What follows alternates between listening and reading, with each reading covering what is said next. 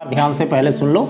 तो हम लोग यहाँ पर न्यूक्लियर फिजन की बात करते हैं। न्यूक्लियर फिजन इट मीन्स नाभिक के विखंडन के बारे में। तो न्यूक्लियर फिजन, तो न्यूक्लियर फिजन का एक बार और कहानी थोड़ा सा डिटेल से समझो, और उसके साथ साथ इसका हम जो है जो एप्लीकेशंस में हम लोग कर रहे हैं, एप्लीकेशन कर रहे हैं मीन्स न्यूक्लियर रिएक्टर में, और ये कैसे काम करेगा। तो न्यूक्लियर फिजन में हम लोग ये देखे थे कि एक एग्जाम्पल से, जैसे यूरेनियम है 92U235। एक बार ध्यान से कॉन्सेप्ट को सुनो और सुनने के बाद याद करने का, जो तुम पढ़े हो, जो टेस्ट दिए हो, 4-5 स्टेप में काम किए हैं। एक बार हम बताए पूरा डिटेल से, उसके बाद जो है फिर सबको एक क्वेश्चन बनाए, क्वेश्चन बनाने के बाद फिर घर पर बनाया होगा, सबको पढ़ा भी होगा उसके बाद, और फिर अभी रिवीजन करा रहे हैं। तो 5 स्टेप में काम है। उसके बावजूद भी अगर कोई नहीं जवाब दे पाओगे तो इसका मतलब बिल्कुल केयरलेस हो। तो हम यहाँ पर बात करें न्यूक्लियर फिजन का। एक बार कॉन्सेप्ट को ध्यान से पकड़िए। तो न्यूक्लियर फिजन में क्या है कि जो हैवी न्यूक्लियस होगा, भारी न्यूक्लियस होगा, उसको किसी न्यूट्रॉन के अटैक के द्वारा जो है हम लोग क्या करते हैं, विखंडित करते हैं। इट मीन्स वो 2 हल्के नाभिकों में विखंडित होता है और उसके साथ कुछ न कुछ और सब्स्टिट्यूएंट प्राप्त होता है।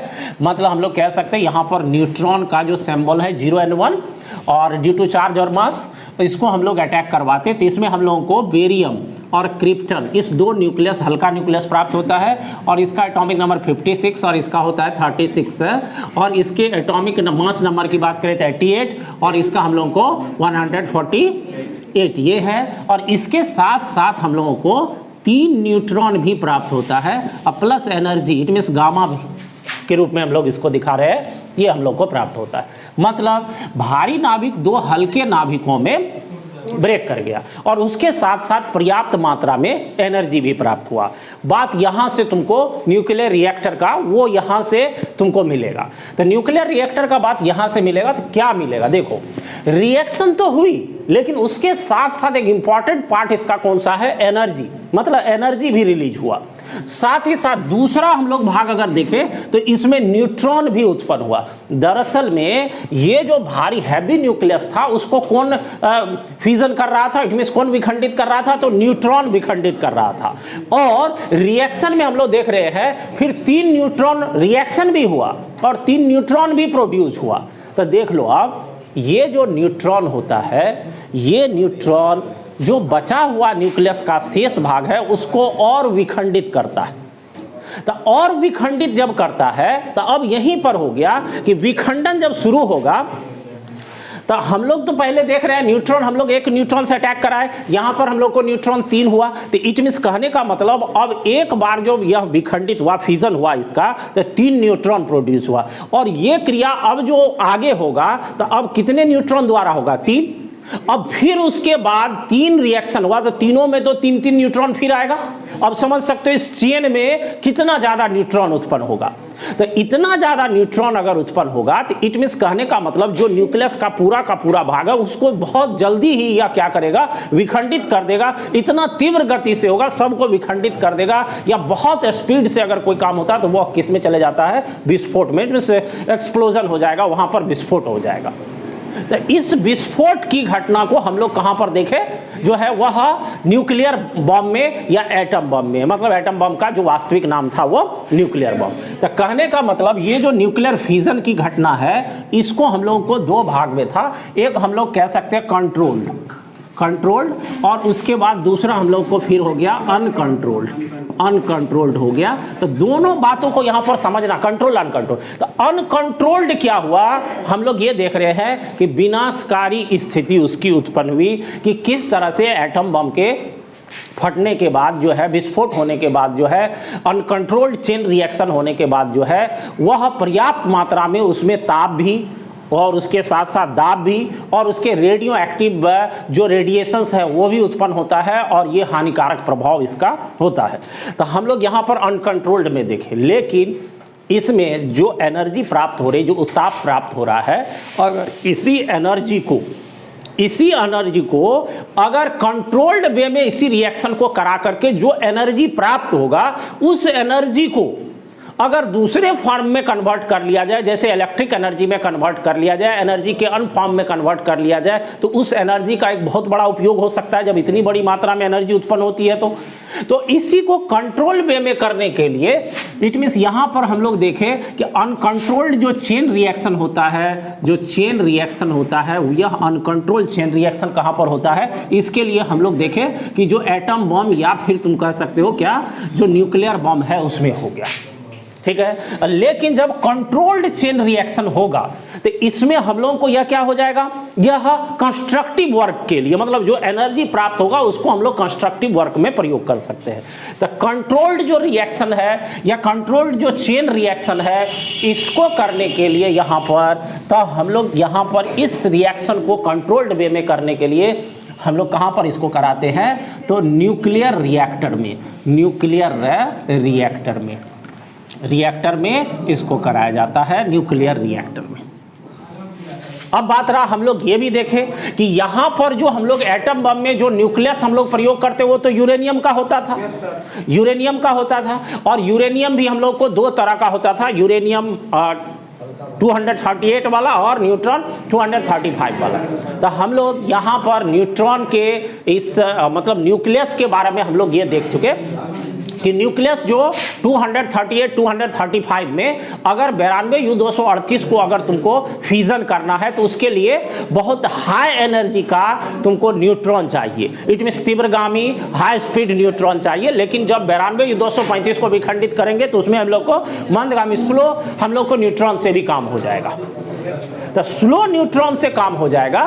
तो अब यहाँ पर हम लोग को यहाँ तो समझना है न्यूक्लियर रिएक्टर को। तो न्यूक्लियर रिएक्टर में देख लो, न्यूक्लियर रिएक्टर में हो या एटम बम में हो, हम लोग जो न्यूक्लियस यूज कर रहे हैं, अब इसको तो हम लोग एक्सप्लेन कर लिए, इसको हम लोग एक्सप्लेन कर लिए, हम लोग को इसको एक्सप्लेन करना है। लेकिन इन सब में जो रूट चीज है वो क्या है, न्यूक्लियस।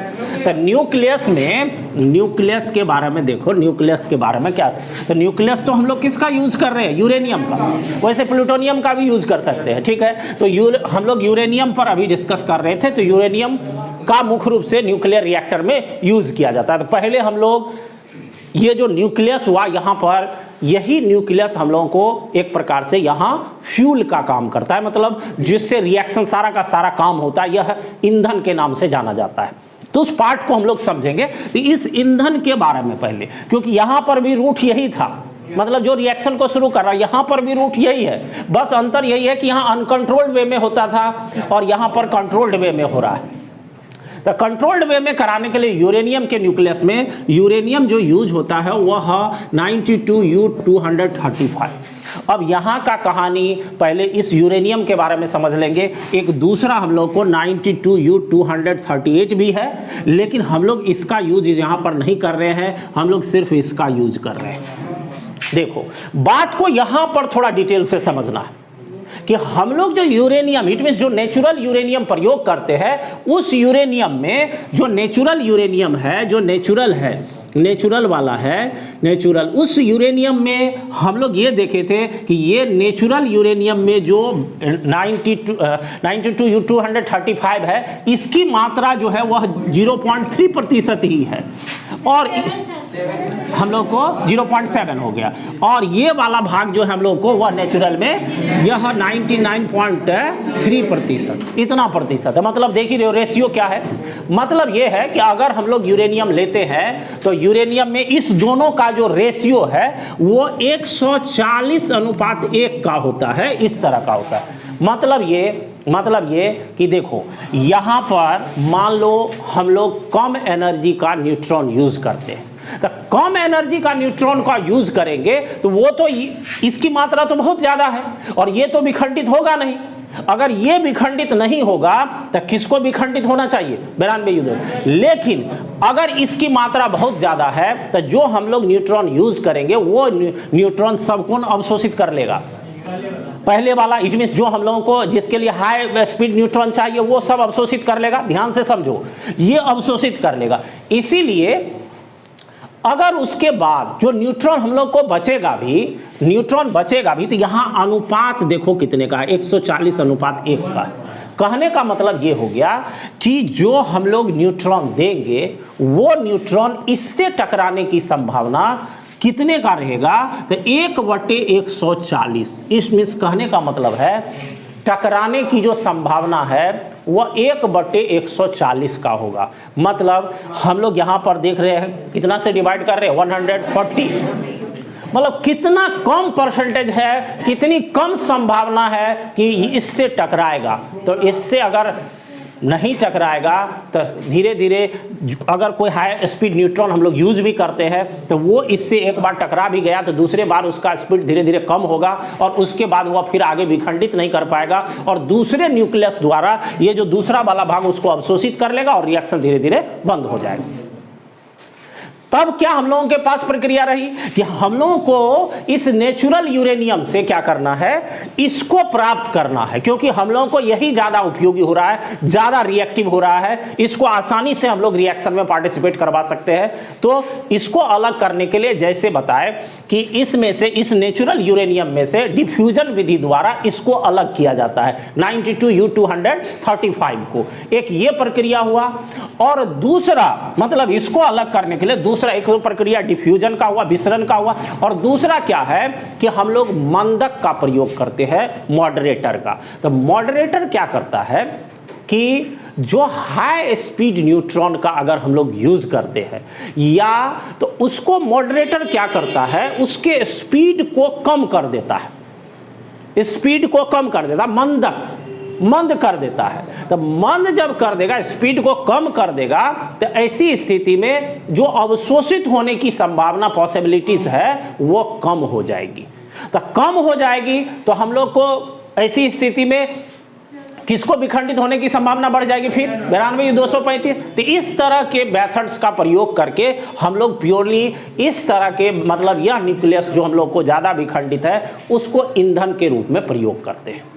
तो पहला बात तो ये तुमको क्लियर होनी चाहिए कि जो यूरेनियम है उस यूरेनियम में ये दोनों साइड जो नेचुरल यूरेनियम है उसमें हम लोग क्यों इसका प्रयोग करते हैं, पहली बात तो ये। और जो नेचुरल यूरेनियम है उसमें किसकी प्रतिशत मात्रा अधिक होती है और इस प्रतिशत मात्रा से न्यूक्लियर रिएक्शन पर क्या इफेक्ट पड़ता है। तब बात तो पहला हम लोग ये क्लियर कर लिए कि जो फ्यूल हम लोग यूज करेंगे वह 92U235 का, चाहे एटम बम में हो या फिर न्यूक्लियर रिएक्टर में हो, तो क्यों करेंगे, ये बात हो गया। अब चलो, तब बात हम लोगों को अब रहा कि न्यूक्लियर रिएक्टर। देखो न्यूक्लियर रिएक्टर, तो अब तो इतना बातें सबको समझ में आ रही होगी कि न्यूक्लियर रिएक्टर में भी कंट्रोल्ड चेन रिएक्शन होगा और एटम बम में अनकंट्रोल्ड चेन रिएक्शन होता है जो बाद में विस्फोट की स्थिति होती है। तो न्यूक्लियर रिएक्टर में जो कंट्रोल्ड चेन रिएक्शन होता है उसमें जो एनर्जी प्राप्त होती है उस एनर्जी का यूज किया जाता है, इट मींस रचनात्मक कार्यों में, कंस्ट्रक्टिव वर्क में। इट मींस हम लोग कह सकते हैं उससे टरबाइन चलाया जाए या फिर हम लोग कह सकते हैं उससे बिजली प्राप्त किया जाए, इस तरह का मतलब यूजफुल एनर्जी में उसको कन्वर्ट कर लिए। तो सबसे पहले न्यूक्लियर रिएक्टर जो है वह, पहला बात तो इसमें क्या हो गया, कंट्रोल्ड हम लोग कह सकते हैं न्यूक्लियर कंट्रोल्ड चेन रिएक्शन हो जाएगा। कौन सा? Chain reaction of nuclear fusion, नाभिक विखंडन का श्रृंखला, नियंत्रित श्रृंखला अभिक्रिया। अब नियंत्रित श्रृंखला अभिक्रिया होगा तो इस चीज को बनाने के लिए सबसे पहले 1942 ईस्वी में फर्मी नामक वैज्ञानिक जो है वह शिकागो यूनिवर्सिटी में इसको बनाया था, सबसे पहले शिकागो यूनिवर्सिटी में। तो उस समय में 1942 में यह हो गया बाय फर्मी शिकागो यूनिवर्सिटी में इसको बनाया था। अब देखो तो बनाया, तो यहाँ पर अब जो न्यूक्लियर रिएक्टर होगा उसमें कंट्रोल्ड चेन रिएक्शन होगा। तो पहली बात, सबसे पहले चेन रिएक्शन कराएंगे, न्यूक्लियर फ्यूजन कराएंगे तो उसके लिए कोई न्यूक्लियस चाहिए। इट मीन्स उसी न्यूक्लियस को कहा जाता है हम लोग को फ्यूल। तो इट मीन्स सबसे पहले यहाँ पर बात रही किसका, फ्यूल का। तो फ्यूल के रूप में यहाँ पर 92U235 का यूज किया जाता है, ये हम लोगों को यूज किया जाता है। इसी के बारे में पूरा डिस्कस किया, क्यों यूज किया जाता है। और जो हम लोग नेचुरल यूरेनियम प्राप्त करते हैं उसमें इसकी क्या स्थिति है, और 92U238 के अपेक्षाकृत इसको क्यों प्रीफर किया जाता है, उन सारी बातों को। तो यह हम लोगों को न्यूक्लियस यूज किया जाएगा फ्यूल के रूप में। अब देखो फ्यूल के रूप में तो इसका उपयोग किया गया, ठीक है। उसके बाद इसमें आता है मॉडरेटर। मॉडरेटर मतलब इसको हम लोग कहते हैं मंदक का।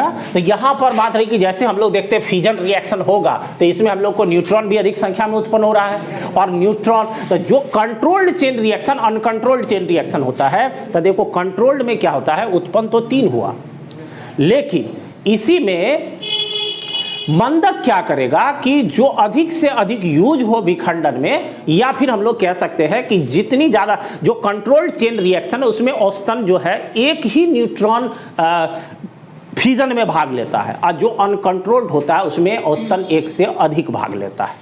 बस इतना, क्योंकि कम जब विस्फोट होगा, कम फ्यूजन होगा, तो निश्चित रूप से विस्फोट की स्थिति नहीं बनेगी, और उसके बाद यह प्रोसेस वे में जाएगा और अधिक से अधिक एनर्जी का यूज हो पाएगा।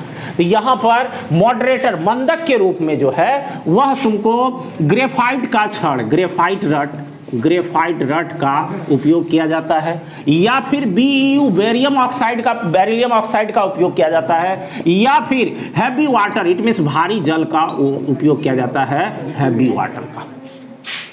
देख लो, अब यहां पर भी बात की हैवी वाटर, ग्रेफाइट रड या BeO कैसे काम करता है, ये खैर अलग बात हो गई, उसमें अभी हम लोग को नहीं जाना है। और तीसरा फिर मॉडरेटर के बाद हम लोग बात करें तो यहां पर होता है एक कूलेंट का क्या काम है। देखो, तो हम लोग तो देख रहे हैं कि रिएक्शन होगा, पर्याप्त मात्रा में एनर्जी रिलीज हो रही है, तो एनर्जी जो रिलीज हो रही है तो उस एनर्जी को फिर बाहर भी करना, उसको कन्वर्ट भी करना पड़ता है। तो कूलेंट जो है, जो कूलेंट होगा उसके रूप में तुमको हो गया एयर, और एयर के साथ तुमको H2O, और H2O के साथ CO2, ये कूलेंट के रूप में यूज किया जाएगा इसका। और जैसे अब जहां पर उष्मा बहुत ज्यादा है और वहां पर तुम एयर के साथ पानी दोगे तो वाष्प बनेगा, सीधी सी बात है, और वाष्प बनेगा तो उस वाष्प द्वारा टरबाइन को चलाया जाता है। इट मींस यहां से क्या बन रहा है, तुम्हारा वेपर बन रहा है, और वेपर से क्या किया जाएगा, टरबाइन चलाया जाएगा। टरबाइन जो है वह मूव करेगा, टरबाइन जो है हम लोग कह सकते हैं ऑटो स्टार्ट होगा या काम करेगा, वर्क से टरबाइन वर्क करेगा, और टरबाइन वर्क करेगा तो इसी से हम लोग को यूजफुल एनर्जी या विद्युत ऊर्जा, या हम लोग जो भी कह सकते हैं, इस तरह से हम लोग को प्राप्त होगा। सीधी सी बात है। अब कूलेंट के बाद फिर आ गया, इसमें होता है शील्ड को हम लोग हिंदी में परिरक्षक कहते हैं, ये बात भी समझ आ जाए। तो परिरक्षक क्या काम करता है, देखो इसमें हानिकारक, जैसे ही हम लोग देख रहे हैं कि रेज भी डिफरेंट रेडियो एक्टिव रेज भी इसमें प्राप्त होता है। तो डिफरेंट जो रेडियो एक्टिव रेज है, तो वो रेडियो एक्टिव रेज क्या कर सकता है, हानि पहुंचा सकता है, जो वहां पर काम करता है उसको हानि पहुंचा सकता है। तो उस हानि से बचाने के लिए कंक्रीट का वाल उसके चारों ओर डाल दिया जाता है, जिससे रे जो है बाहर नहीं आ सके। तो इसको हम लोग शील्ड कहते हैं। कंक्रीट वाल हो गया, कंक्रीट वाल यहां पर दिया जाएगा। और उसके बाद पांचवा इसमें फिर जो दिया जाता है उसको हम लोग कहते हैं कंट्रोलर जो है वह कंट्रोलर होता है, इट मींस कंट्रोल करने के लिए। तो इसमें कैडमियम CD रॉड का यूज किया जाता है। देख लो CD रॉड देखो, तो कंट्रोलर के रूप में कैडमियम के रॉड का उपयोग किया जाता है। एक मिनट ध्यान से यहां पर सुन लो फिर। तो कैडमियम का रॉड कैसे काम करता है, सबसे पहले देख रहे हो कि इस रिएक्शन में न्यूट्रॉन स्वतः उत्पन्न हो रहा है, और ये न्यूट्रॉन रिएक्शन को आगे बढ़ा रहा है। मंदक वहां पर क्या कर रहा है, न्यूट्रॉन के रेट को या इसके वेग को कम कर रहा है। अब रिएक्शन जो आगे बढ़ेगा तो देख लो, ये जो न्यूक्लियर रिएक्टर होता है यह एक प्रकार से कहते हैं ऑटो स्टार्ट। मतलब हम लोग यहां पर इसमें जो ये कैडमियम रॉड के बारे में बताए, वह कैडमियम का रॉड एक प्रकार से जो उसका वाल होता है न्यूक्लियर रिएक्टर के, उसमें लगा दिया जाता है। यह क्या करेगा, जो न्यूट्रॉन होता है, जो एक्स्ट्रा न्यूट्रॉन होता है, उसको यह अवशोषित करता है। अच्छा अवशोषक होता है न्यूट्रॉन का। तो तुमको अगर रिएक्शन को स्लो करना है, तो उस जो रॉड है कैडमियम का उसको आप ज्यादा इंटर करा दीजिए अंदर, तो ज्यादा न्यूट्रॉन को अवशोषित कर लेगा, और उसके बाद जो है ज्यादा न्यूट्रॉन को अवशोषित करेगा तो रेट क्या हो जाएगा, स्लो हो जाएगा, सीधी सी बात है।